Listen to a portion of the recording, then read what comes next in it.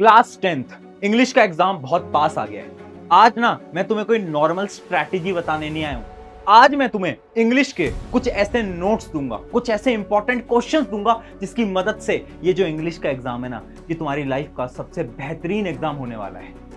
तो hi everyone, मैं हूं आप सभी का अपना प्रशांत भैया। मैथ्स का एग्जाम आपका हो चुका है। अब बहुत सारे ऐसे स्टूडेंट का एग्जाम बहुत अच्छा गया, कुछ ऐसे भी बच्चे हैं जिनका मैथ्स का एग्जाम उतना अच्छा नहीं गया। एक्सपेक्टेशंस तुम्हारी बहुत हाई थी, लेकिन कुछ रीजंस की वजह से एग्जाम उतना अच्छा नहीं गया और नंबर अब कम आ गए और अब तुम डीमोटिवेटेड हो रहा है ना।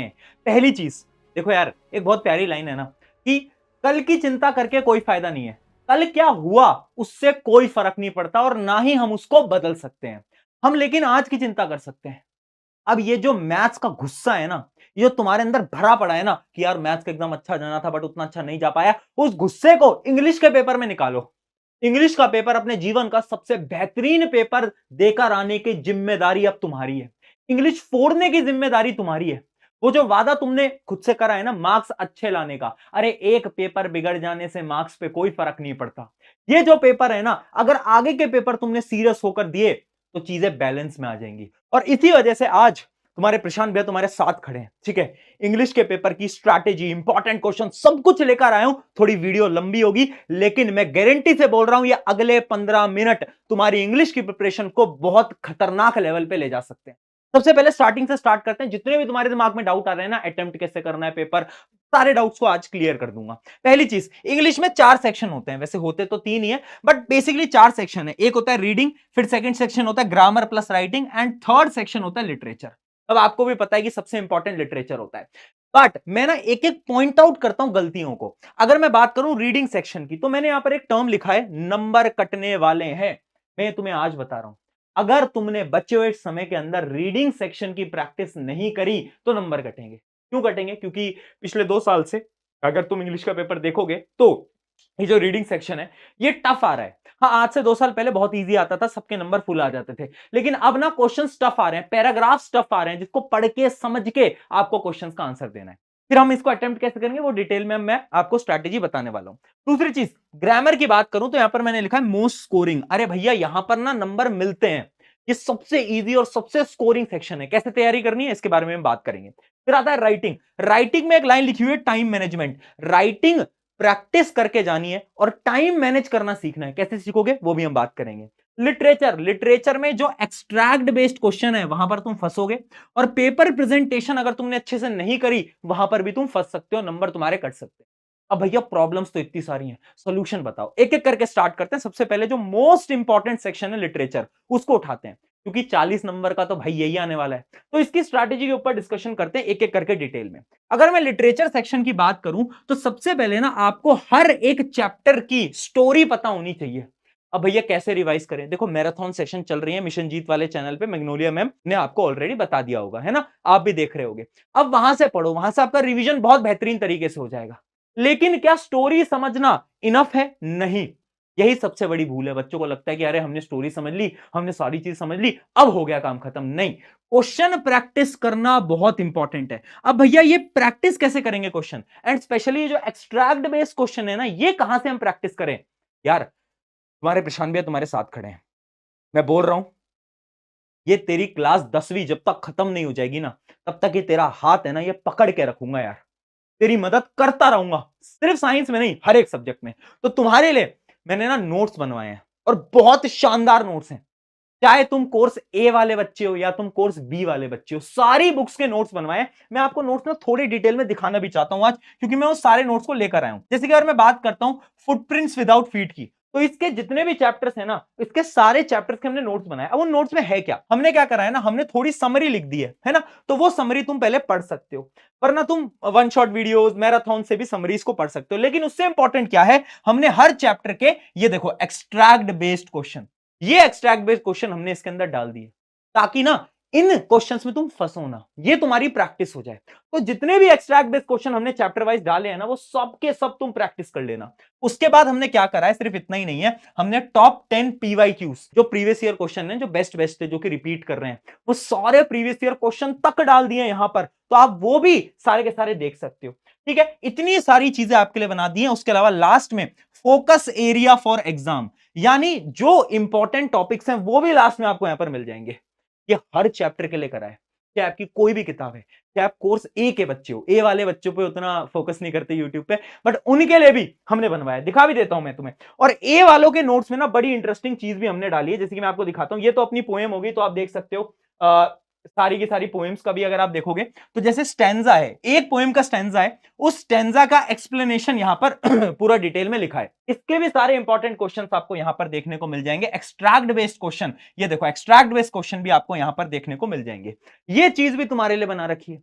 मैं आपको बता रहा था कोर्से वाले बच्चों को, तो कोर्से वाले बच्चों का जो कम्युनिकेटिव है उसकी भी जो बुक है उसका भी हमने पूरा का पूरा प्रबंध आपके लिए कर दिया है। जितने भी चैप्टर्स हैं उन सारे चैप्टर्स की आपको वही सेम, जैसे कि मैं आपको यहां पे दिखा भी देता हूं, पहले आपको क्या मिलेगी वही देखो, डिटेल में आप देखोगे तो ये रही आपका चैप्टर का नाम और ये रहा उसका पूरा का पूरा डिटेल में समरी। ठीक है, तो यहां पर आपको समरी मिल जाएगी। उसके अलावा यहां पर भी हमने क्या करा है ना, यहां पर एक बड़ी इंटरेस्टिंग चीज करी है, हमने इंपॉर्टेंट वोकैब करके एक चीज इस्तेमाल करी है। इंपॉर्टेंट वोकैब यानी हर चैप्टर के इंपॉर्टेंट वर्ड्स जो कि तुम्हें याद होने चाहिए, जो कि तुम्हें यूज करने आंसर के अंदर, है ना। अब कोर्स भी वाले बच्चे बोलेंगे भैया हमारे लिए नहीं है क्या, तुम्हारे लिए भी अभी बात कर रहा हूं, रुक जाओ। तो ये देखो टॉप 10 पीवाईक्यू सब कुछ बना दिया यार, सब कुछ। तो इंग्लिश में मैराथन देखी, ठीक है भैया सब कुछ समझ में आ गया, क्वेश्चन प्रैक्टिस करनी है, नोट्स दे दिए, डाउनलोड कर लेना, डिस्क्रिप्शन में है लिंक, सब कुछ फ्री, कुछ पैसा नहीं ले रहे हैं, सब कुछ फ्री, डाउनलोड कर लिया। ठीक है, क्वेश्चन प्रैक्टिस हो गई, दो काम तो अपने हो गए। क्या भैया इतना इनफ है? नहीं, थोड़ा बहुत लिख लिख कर प्रैक्टिस करनी पड़ेगी, लिख लिख कर प्रैक्टिस करनी पड़ेगी। और वहीं पर ही आती है हमारी स्ट्रैटेजी नंबर 3, जो कि है कीवर्ड स्ट्रैटेजी। कीवर्ड स्ट्रैटेजी क्या होती है ना, कुछ वर्ड्स होते हैं, कुछ वर्ड्स होते हैं, इंपॉर्टेंट वर्ड्स होते हैं, जो कि हर चैप्टर के आपको पता होने चाहिए। उसी के लिए हमने एक अलग से पीडीएफ बनाई है, जिस पीडीएफ का नाम है यूनिक वर्ड्स। तो चैप्टर वाइज ना जितने भी वर्ड्स है ना इंपॉर्टेंट, वो सारे वर्ड्स लिखे हैं और उनके टर्म्स यहां पर लिखे गए हैं। तो अगर कोई क्वेश्चन घुमाकर भी पूछा जाए तो ये सारे वर्ड्स आपको पता होने चाहिए, इनको याद नहीं करना, एक बार रीड कर लो, ताकि क्वेश्चन में अगर ये वर्ड दिख जाए तुम्हें तो तुम्हें इसका मीनिंग पता होना चाहिए। उसके अलावा इन क्वेश्चंस को, मतलब ये जो वर्ड्स हैं, सॉरी, इन वर्ड्स को तुम लिख कर आ सकते हो अपने आंसर के अंदर। जब तुम इसको लिख कर आओगे ना तो एग्जामिनर के ऊपर बहुत अच्छा इंप्रेशन पड़ेगा कि ये जो बच्चा है ना ये तो यार पढ़ के आया है, इसने तो वोकैबुलरी भी इसकी बहुत अच्छी है। इंपैक्ट पड़ेगा, वो इंपैक्ट हमें डालना है। ठीक है, तो ये जो यूनिक वर्ड की पीडीएफ है ये भी हमने बनवा रखी है, डिस्क्रिप्शन में आपको पूरी की पूरी चीजों की लिंक मिल जाएगी, आप जाकर इस्तेमाल कर सकते हो। चलो अब आते हैं वापस से। तो हमने आपको दो चीजें बता दी, यूनिक वर्ड स्ट्रैटेजी भी बता दी। अब लास्ट पॉइंट है अंडरलाइन स्ट्रैटेजी। अंडरलाइन स्ट्रैटेजी क्या है? जब आप लिटरेचर सेक्शन को पूरा अटेम्प्ट कर लो ना, तो आपको क्या करना है, कुछ इंपॉर्टेंट फ्रेजेस को ना पेंसिल से अंडरलाइन करना है। ये स्टार्टिंग में मत करना, जब तुम लास्ट में पूरे इंग्लिश के पेपर को खत्म कर दो उसके बाद करना, उसके बाद करना है। ठीक है, ठीक है जी भैया, समझ आ गया इंपॉर्टेंट फ्रेजेस को। इससे लिटरेचर तुम्हारा शॉर्ट है, 40 से 40 नंबर तुम्हारे फुल आने चाहिए। लिटरेचर बहुत स्कोरिंग है, अच्छी प्रिपरेशन करके जाना, नंबर आएंगे, और ये मोस्ट इंपॉर्टेंट सेक्शन रहता है। अब आते हैं अगले सेक्शन के ऊपर, जो कि है राइटिंग सेक्शन। अब राइटिंग सेक्शन तुम्हें पता है कितने मार्क्स का आएगा? अब वैसे तो ये इजी है, लेकिन ना बच्चे क्या करते हैं ना, टाइम मैनेज नहीं कर पाते, बहुत टाइम लगा देते हैं। तो देखो टाइम मैनेजमेंट के लिए तुम्हें क्या करना होगा, सबसे पहले तो तुम्हें फॉर्मेट सबके आने चाहिए। अब भैया हमें तो फॉर्मेट ही नहीं आते, क्या फॉर्मेट के लिए भी कोई स्ट्रैटेजी है क्या? फॉर्मेट्स को याद कैसे करें? अरे सुनो, तुम्हारे लिए एक चीट शीट बना रखी है, इसके अंदर लेटर, एनालिटिकल पैराग्राफ के जो इंपॉर्टेंट फॉर्मेट्स है ना वो बना रखे। उसके साथ साथ किस वर्ड से तुम्हें कौन सा लेटर स्टार्ट करना है वो तक बता रखा है। इंट्रोडक्शन जो लाइंस होती है ना, जो बहुत इंपॉर्टेंट होती हैं, वो भी बता रखी है। उसकी भी मैं एक बार पीडीएफ आपको यहां पर दिखा देता हूं। जैसे कि अगर आप देखोगे ये है टाइप ऑफ फॉर्मल लेटर। देखो फॉर्मल लेटर के कितने टाइप होते हैं, और यहां पर मैंने कुछ खास लाइन लिखी है कि अगर लेटर टू एडिटर है तो आपको स्टार्ट कैसे करना है, अगर कोई और लेटर है तो आपको स्टार्ट कैसे करना है, पैराग्राफ 1 में क्या करना है, पैराग्राफ 2 में क्या करना है, ऐसा सब कुछ लिखा है। कंप्लेंट लेटर है तो उसमें क्या करना है, सारे टाइप के लेटर्स में हमने करा है। उसके बाद आपको कुछ लेटर्स मैंने प्रैक्टिस करने के लिए भी दिए हैं। सिमिलरली अगर आप एनालिटिकल पैराग्राफ्स में आओगे तो एनालिटिकल पैराग्राफ्स के भी हमने क्या करा है, यहां पर इंट्रोडक्शन आपको बताया कैसे लिखना है, कुछ खास लाइंस जो कि आप यूज कर सकते हो डिफरेंट डिफरेंट टाइप के एनालिटिकल पैराग्राफ में, और उसके बाद कुछ इंपॉर्टेंट क्वेश्चंस भी दिए हैं। और ये जो क्वेश्चंस है प्लीज इनको प्रैक्टिस करके जाना। मैं ये नहीं बोल रहा हूं एकदम सेम आ जाएगा, बट मिलता जुलता आ सकता है पेपर के अंदर। प्रैक्टिस करोगे तो आपका भला रहेगा, और लिख लिख के प्रैक्टिस करना प्लीज, वेरी इंपॉर्टेंट। तो इससे क्या होगा, तुम्हारे राइटिंग सेक्शन का जो फॉर्मेट है, कैसे लिखना है, वो तुम्हारा सॉर्ट हो गया। अब तुम्हें उसमें कोई प्रॉब्लम नहीं है। उसके बाद तुम्हें राइटिंग सेक्शन में क्या करना है, वापस से आते हैं उसकी स्ट्रैटेजी की तरफ। देखो अब तुम्हें क्या करना है ना, जब भी तुम कोई भी लेटर या फिर तुम कुछ एनालिटिकल पैराग्राफ स्पेशली लिखने वाले हो ना, तो तुम अपने दिमाग में ना पॉइंट सोच लो कि तुम क्या 3-4 पॉइंट्स के ऊपर पूरे के पूरे पैराग्राफ को लिखोगे। और अगर तुम दिमाग के अंदर नहीं सोच सकते ना, तो पेपर का जो लास्ट पन्ना होता है उस पर रफ हेडिंग डालकर उसके ऊपर ना कुछ पॉइंट्स लिख लो। Write points on the last page.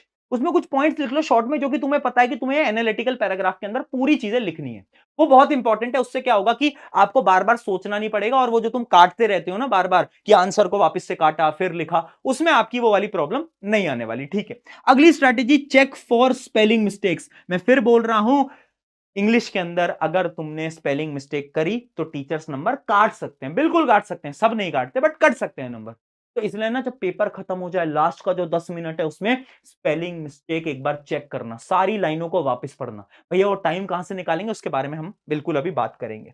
दूसरी चीज, use easy language, very important यार। आपको क्या करना है ना, थोड़ा सा लैंग्वेज को इजी करो, है ना। अगर तुम एकदम खतरनाक इंग्लिश लिख के आते हो ना राइटिंग सेक्शन में, तो टीचर्स ना बड़े इरिटेट हो जाते हैं, फ्रस्ट्रेट हो जाते हैं। वो तुम्हें नहीं करना है। नॉर्मल इंग्लिश जो कि आप लिखते हो वैसी आपको लिख के आनी है, ज्यादा कुछ खतरनाक शब्दों का उपयोग करने से थोड़ा दूर रहे। ठीक है, इतना समझ आ गया। अगली चीज है रीडिंग सेक्शन। रीडिंग सेक्शन बहुत इंपॉर्टेंट। मैंने शुरू में बोला था नंबर कटेंगे, क्यों? क्योंकि तुमने प्रैक्टिस ही नहीं करी अभी तक। मुझे भी पता है, तुम्हें पता है, रीडिंग सेक्शन की प्रैक्टिस तुमने सबसे कम करी है।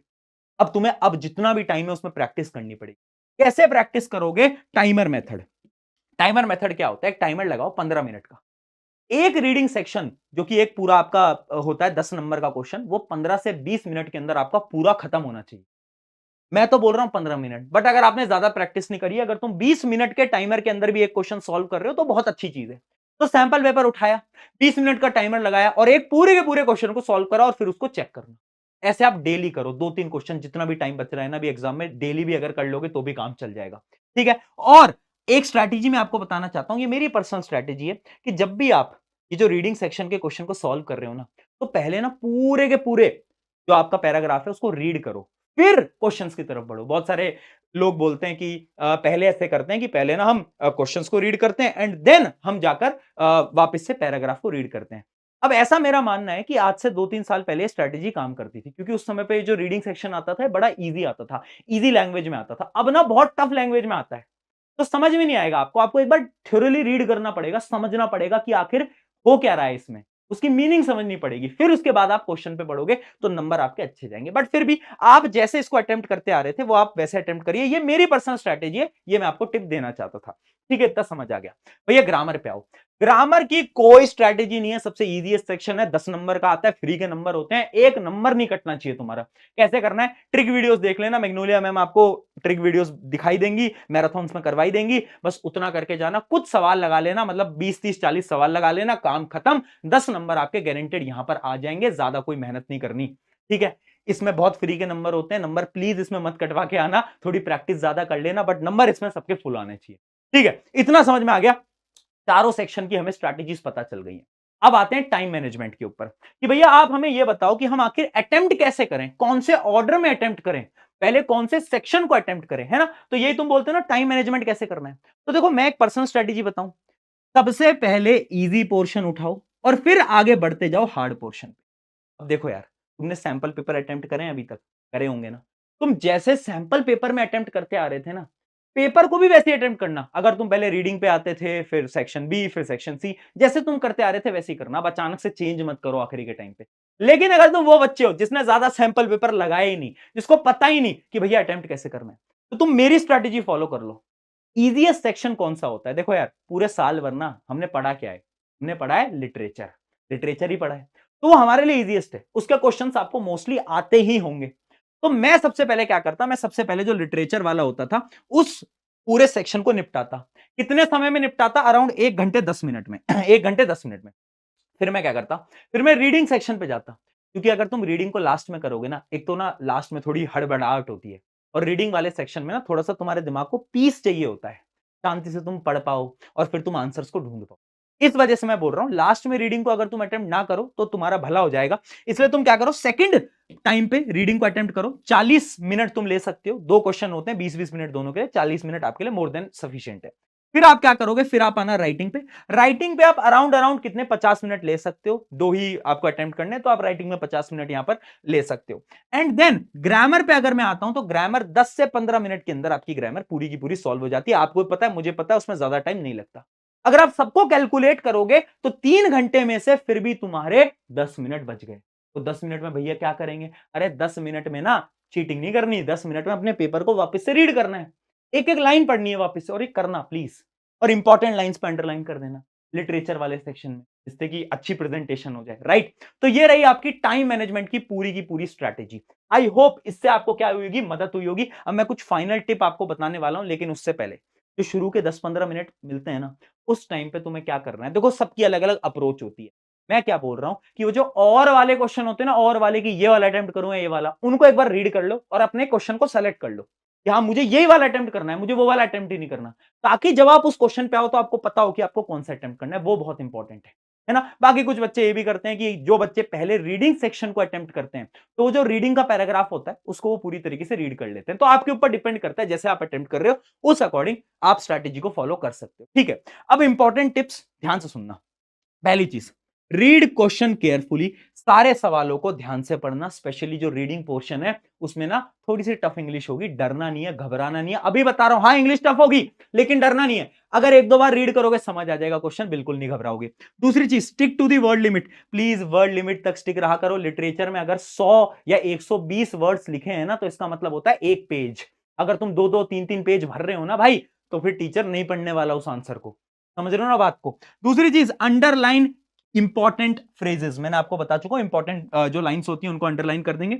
Recheck word and spelling, last में रीचेक करेंगे। And never leave any question, last में अगर टाइम बच जाए, वैसे टाइम इंग्लिश के पेपर में उतना बचता नहीं है, बट अगर बच जाए तो प्लीज क्या करना है, अगर कोई क्वेश्चन आपका बच रहा है तो भी उसको अटेम्प्ट करो, जो समझ आ रहा है लिख कर आओ प्लीज।